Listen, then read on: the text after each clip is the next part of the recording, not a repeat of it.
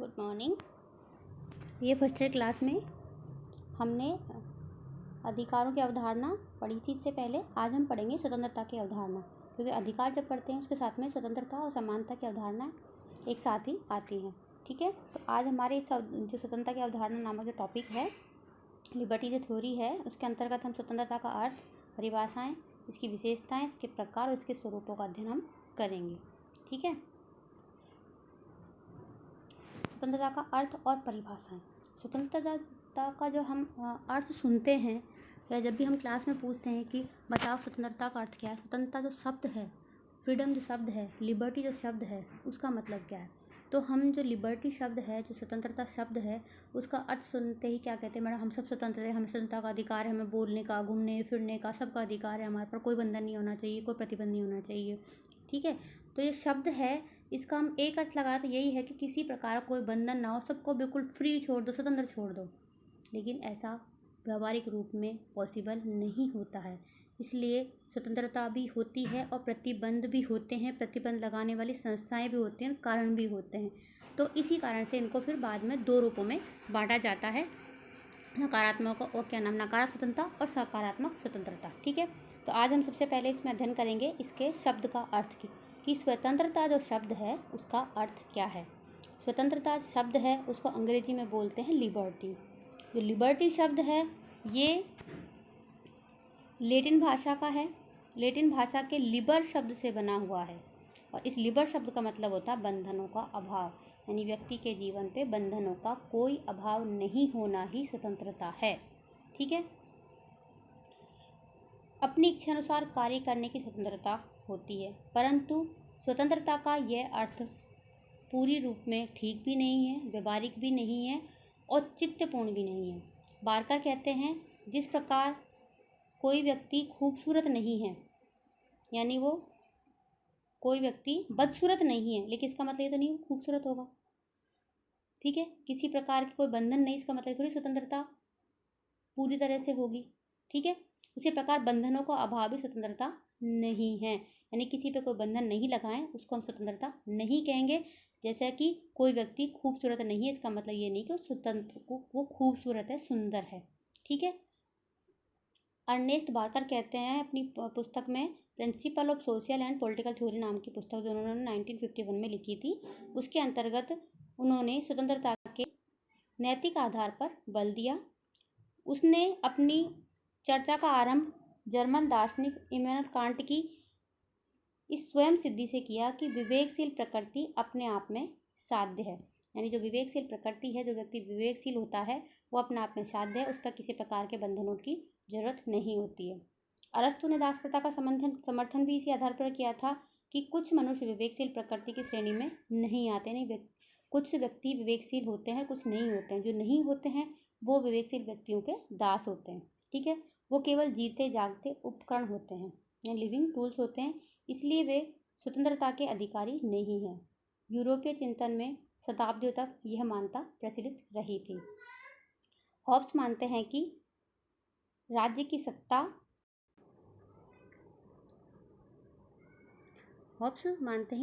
सत्ता के सारे लाभ तभी तक उठाए जा सकते हैं जब व्यक्ति की स्वतंत्रता को बिल्कुल ही सीमित कर दिया जाए।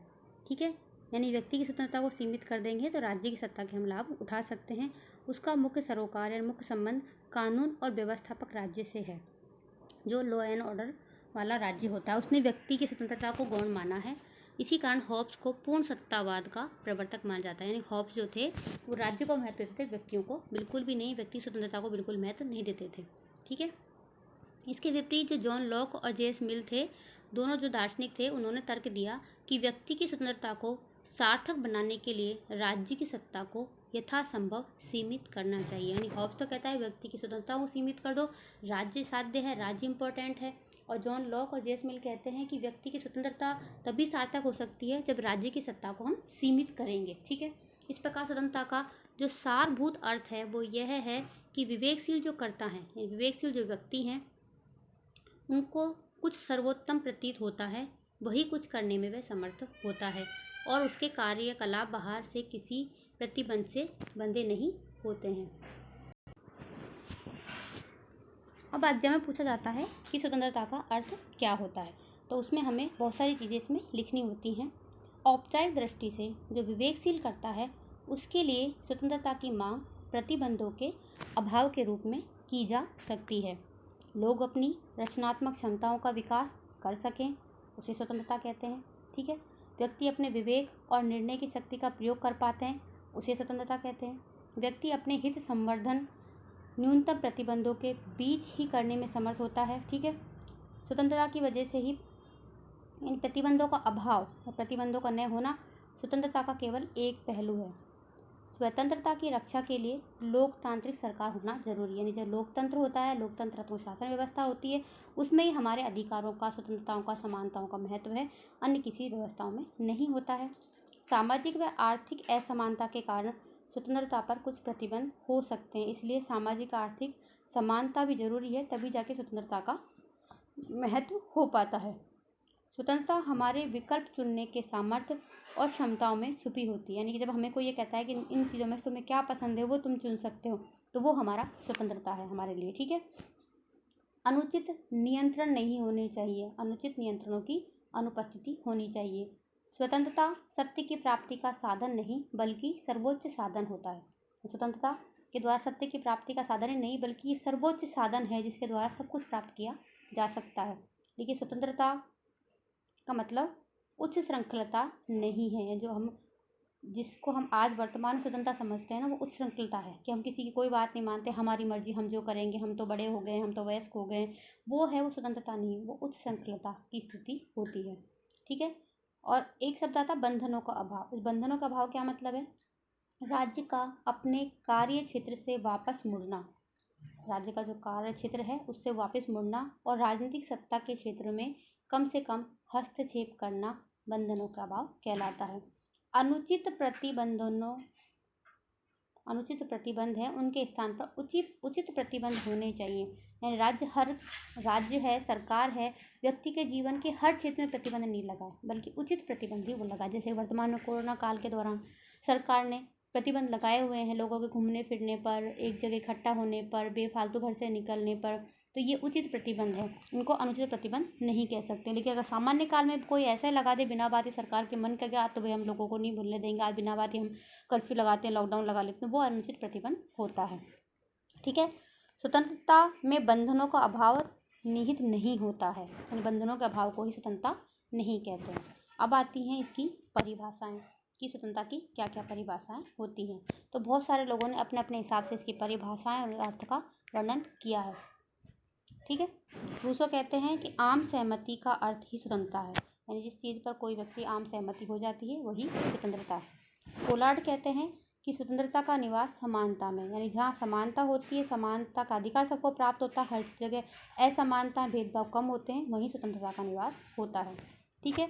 मैकेंजी कहते हैं कि अनुचित स्थान पर उचित प्रतिबंध, जो पाबंदियां हैं, उनकी स्थापना करना ही स्वतंत्रता है। ठीक है। यानी कि अनुचित प्रतिबंध नहीं होने चाहिए, उचित पाबंदियां होनी चाहिए। लॉस्की कहता है औचित्यपूर्ण अवसरों की उपस्थिति के रूप में स्वतंत्रता का अस्तित्व होता है। ठीक है। यानी कि लॉस्की ने औचित्यपूर्ण अवसरों की उपस्थिति को स्वतंत्रता कहा है। वो कहते हैं कि स्वतंत्रता उस वातावरण को बनाए रखना है जिसमें व्यक्ति को जीवन का सर्वोत्तम विकास करने की सुविधा प्राप्त होती है। यानी ऐसा वातावरण, ऐसी कंडीशन को बनाए रखना जिसमें व्यक्ति अपने सर्वोत्तम विकास की सुविधाओं को प्राप्त कर सके, उसको ही स्वतंत्रता कहते हैं। पोलार्ड कहते हैं कि स्वतंत्रता का केवल एक ही समाधान है और वह है समानता, यानी जहाँ समानता होती है वहाँ स्वतंत्रता होती है। तो इस प्रकार हम क्या समझते हैं कि स्वतंत्रता और समानताएं एक दूसरे की पूरक होती हैं, एक ही सिक्के के दो पहलू हैं, इनको अलग अलग करके नहीं दे सकते। हम कहते हैं कि तुम लोग स्वतंत्र हो, जो चाहो वो कर लो, लेकिन हमारी दृष्टि में तुम समान नहीं हो, तो वो गलत हो सकता है। स्वतंत्रता के बिना समानता कुछ लोगों की उच्च श्रृंखलता में बदल जाती है। स्वतंत्रता का मतलब ये है कि एक व्यक्ति को हमने किसी चीज़ की फ्रीडम दी है तो दूसरा व्यक्ति भी उसी तरह की स्वतंत्रता को पाने का हकदार है। ठीक है। अगर हम एक को फ्रीडम दे दें और उससे दूसरों को उसी स्वतंत्रता में अगर रुकावट आती है तो वो समानता नहीं हो पाती, फिर भेदभाव हो जाता है। ठीक है। तभी तो हम कई बार सुनते हैं कि हम दूसरों के साथ वैसा ही व्यवहार करें जैसा हम अपने प्रति दूसरों से चाहते हैं, यानी हम अपनी स्वतंत्रता का उसी सीमा तक उपयोग कर सकते हैं जिस सीमा तक कि दूसरों के उसी प्रकार की स्वतंत्रता में कोई रुकावट नहीं आए। हॉबहाउस कहते हैं कि एक व्यक्ति की निरंकुश स्वतंत्रता का अर्थ होगा कि बाकी सब घोर पराधीनता की बेड़ियों में जकड़े हुए हैं। हॉबाउस कहते हैं यदि हम एक व्यक्ति को निरंकुश रूप से स्वतंत्र कर दें, यानी कि व्यक्ति स्वतंत्र है निरंकुश, इसका मतलब क्या हुआ कि वो तो स्वतंत्र है लेकिन बाकी जितने व्यक्ति हैं सब वो बहुत ज़्यादा बंधनों में हो गए हैं, बहुत ज़्यादा परतंत्रता में की बेड़ियों में जकड़ गए हैं। ठीक है। हॉब्स कहते हैं कि स्वतंत्रता को बाहरी बाधाओं की अनुपस्थिति कहा जा सकता है, अगर बाहर की कोई बाधा नहीं होती है उसको हम स्वतंत्रता कहते हैं। ठीक है। हॉब्स ने अपनी जो किताब लिखी थी लेवियाथान, उसमें स्वतंत्रता को विरोध की अनुपस्थिति के रूप में परिभाषित किया। यानी इन्होंने अपनी जो एक पुस्तक लिखी थी लेवियाथान, मतलब महामानव होता है लेवियाथान का मतलब, इस महामानव किताब में उन्होंने राज्य को महान शक्तिशाली बताया है और राज्य को ही ईश्वर की उपाधि देकर उसको सर्वोच्च स्थिति प्रदान कर दी है। वही साध्य है, राज्य के अंदर जो रहने वाले व्यक्ति हैं वो तो केवल उसकी इच्छाओं की पूर्ति के केवल साधन मात्र हैं, इसलिए उन व्यक्तियों को विरोध करने का अधिकार नहीं है। यही उनके लिए स्वतंत्रता है कि तुम्हें राज्य का तुम विरोध नहीं कर सकते हो, यही तुम्हारे लिए स्वतंत्रता है। ठीक है, ये कहा था हॉब्स ने। जे.एस. मिल क्या कहता है कि अपनी भलाई के लिए दूसरों को स्वतंत्रता से वंचित नहीं करना चाहिए, दूसरों की स्वतंत्रता में बाधा नहीं डालनी चाहिए। मैंने अभी कहा था नहीं कि हम अपनी स्वतंत्रता का उपयोग उसी सीमा तक कर सकते हैं जब तक कि दूसरों की वैसी ही स्वतंत्रता में कोई बाधा नहीं डाले। जे.एस. मिल कहते हैं कि जे.एस. मिल ने स्वतंत्रता को मानव जीवन का मूल आधार माना है। मानव जीवन का मूल आधार स्वतंत्रता है। ठीक है। टी.एच. ग्रीन कहते हैं कि जिस प्रकार सौंदर्य कुरूपता के अभाव का नाम नहीं है, यानी कि कोई व्यक्ति कुरूप नहीं है इसका मतलब वो सुंदर नहीं है, उसी प्रकार स्वतंत्रता प्रतिबंधों के अभाव का नाम नहीं है। हमने स्टार्टिंग में भी ये पढ़ा था।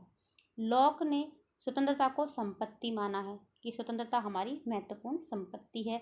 लॉस्की कहते हैं कि स्वतंत्रता एक सकारात्मक वस्तु है जिसका अर्थ केवल बंधनों का अभाव नहीं है, यानी बंधनों का अभाव, कोई हमें रोक टोक नहीं करता है, उसी को स्वतंत्रता नहीं कहते हैं। हमारे घर में हम रहते हैं, अगर तुम चाहते हो कि हमें तो केवल बंधनों का अभाव कर दो, घर में हमारे पर कोई प्रतिबंध मत लगाओ, तो घर वाले बोलेंगे ठीक है, हम तुम्हारे पर कोई प्रतिबंध नहीं है, तुम्हारे साथ जैसे ज़िंदगी जियो वैसे जियो, हमसे कोई मत कुछ मत मांगना। देखिए हमें क्या है, हमें तो हर तरह की सुविधा चाहिए, खाना भी चाहिए, मकान भी चाहिए, बिजली भी चाहिए, फ़ोन भी चाहिए, बाहर जाने जाने की सुविधा भी चाहिए, गाड़ी भी चाहिए। ये कहाँ से आएंगी? ये तो हम खुद ही कमाएंगे क्या? नहीं, हम अभी ऐसी कंडीशन में है ही नहीं कमाने लायक। तो इसलिए बंधनों के अभाव को स्वतंत्रता नहीं कहते हैं। राज्य के द्वारा सुविधाएं दी जाती, परिवार द्वारा जो सुविधाएं दी जाती हैं उन सुविधाओं को भी हम स्वतंत्रता कहते हैं। ठीक है।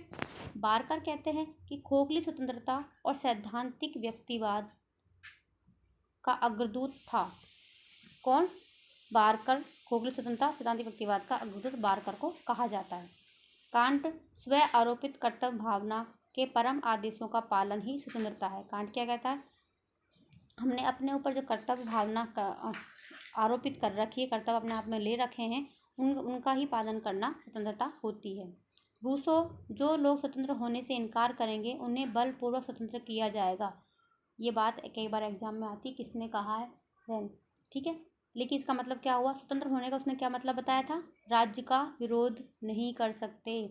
तो जो लोग राज्य का विरोध करेंगे, यानी स्वतंत्र होने का इनकार करने मतलब जो लोग राज्य का विरोध करेंगे उन्हें बलपूर्वक राज्य के आज्ञाओं का पालन करने के लिए बाध्य किया जाएगा। इसका मतलब ये है। ठीक है। यानी राज्य की आज्ञाओं को मानेंगे और उनका कोई विरोध नहीं करेंगे, ये स्वतंत्रता है। ठीक है। अगर तुम इसके विपरीत कोई कार्य करोगे तो तुम्हें बलपूर्वक स्वतंत्र रहने के लिए बाध्य किया जाएगा, ऐसा रूसो कहते हैं। स्वतंत्रता को छोड़कर स्वतंत्रता को छोड़ना मनुष्यता को छोड़ना है और मनुष्यता के अधिकार और कर्तव्यों को दे देना है, ऐसा रूसो कहता है। अर्नेस्ट बारकर कहते हैं कि स्वतंत्रता बाधाओं का अभाव नहीं, अपितु स्वतंत्रताओं की सुविधाओं की उपस्थिति है।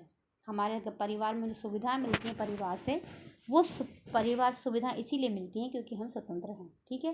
जैसे परिवारों में बंधनों के अभाव को स्वतंत्रता नहीं कहते हैं। ठीक है।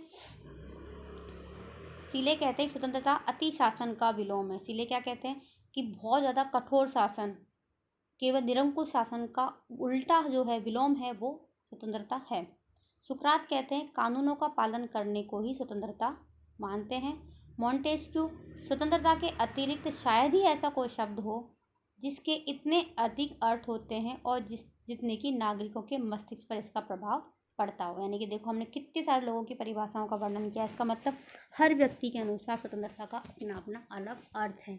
इस शब्द के ही इतने सारे अर्थ हैं कि शायद किसी भी चीज़ के इतने अर्थ नहीं होते हैं, और इसी स्वतंत्रता के अर्थ ने ही व्यक्ति के मस्तिष्क को बहुत अधिक प्रभाव डाला है। ठीक है, स्वतंत्रता का सबसे व्यापक अर्थ यह होगा कि मनुष्य केवल मूर्त प्रतिबंध से नहीं बल्कि किसी भी तरह की व्यवस्था से ग्रस्त नहीं हो, ताकि वह जो कुछ सर्वोत्तम समझता है अपने लिए उसे करने में कोई बाधा अनुभव ना करे।